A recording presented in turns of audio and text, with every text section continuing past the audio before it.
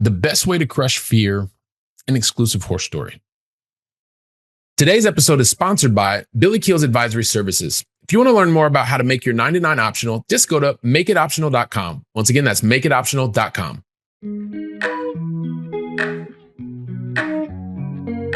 Helping you build freedom without losing your edge. This is the Going Long podcast with Billy Keels.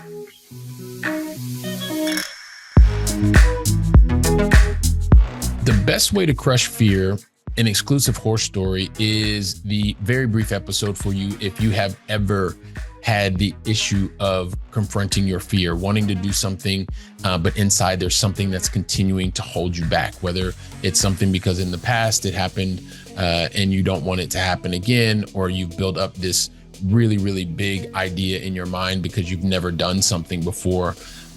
I want to, as I like to do through the podcast, I want to continue to share with you this very practical story with you, and that I know is going to help you to be able to break through that fear. More importantly, to crush that fear, because it's something that I just very, very recently went through.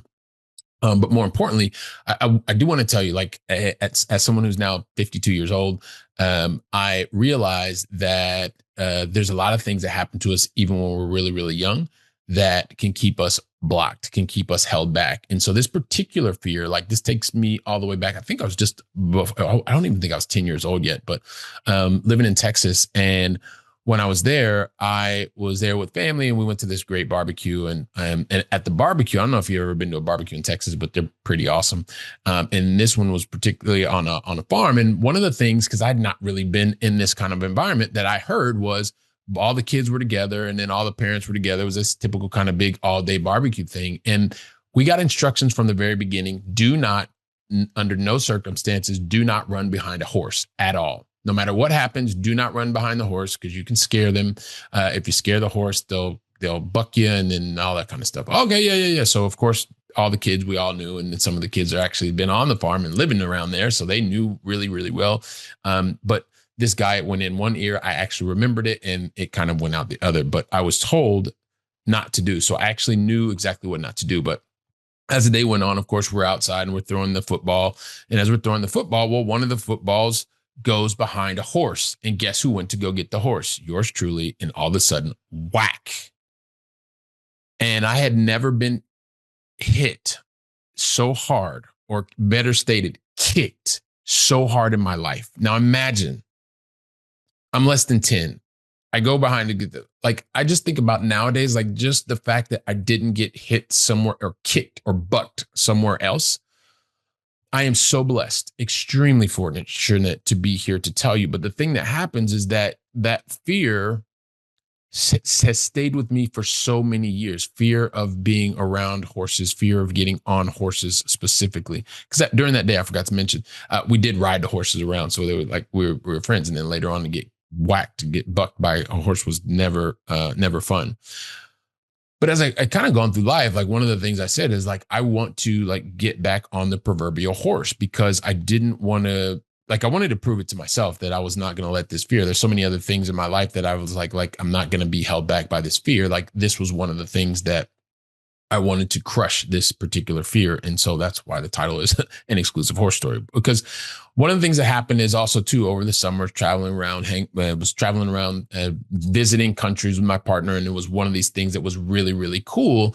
And as part of the trip, and this was 89, 90 countries, something like that. So, and I said that if I ever got the chance to get on a horse, that I would do that. Very similar to, I said, if I ever had a chance to live overseas again after my failure in 1995. And I don't know if I've talked about that, but maybe that's a whole different episode that I will do. But since 1995, I've always said, I don't want to live with regret. I just do not want to live with regret. And so going to, over the summer, going to Bosnia and Herzegovina and Montenegro, there was an opportunity to actually go to ride horses. So I thought to myself, if we're going to go ride horses, oh my gosh, I'm a little bit nervous, a little bit scared. This fear started creeping up again from my stomach. And I thought, you know what?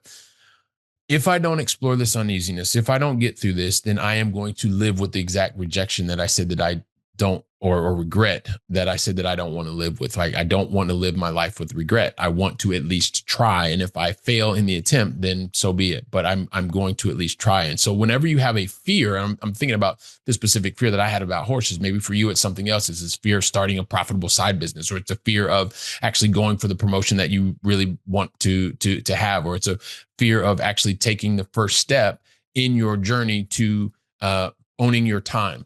Whatever the fear is, by the end of the very brief episode, like I said, I'm going to get to the point.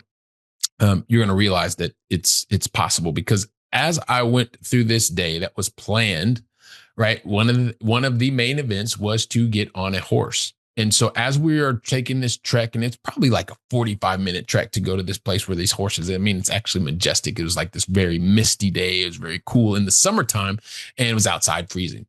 Well, as I got there and watched not only my partner start with the horse, but also to the guide to start with the horse, it was all these different types of things. I thought, wow, this is really, really interesting to like explore these nerves, explore this fear. And I realized that it was going to be okay, right? I was there. I taken a 45-minute trek. I got to the place where we wanted to be. And eventually it was time to get on the horse, get back on the proverbial horse, but this like a real horse. And so, working through the sweaty armpits, the additional sweaty nose, and it was cold outside, right? But my heart was like pounding out of my chest again. And I was thinking to myself, like, this is a no-no. Like, I'm not going to do it, but yeah, I was there.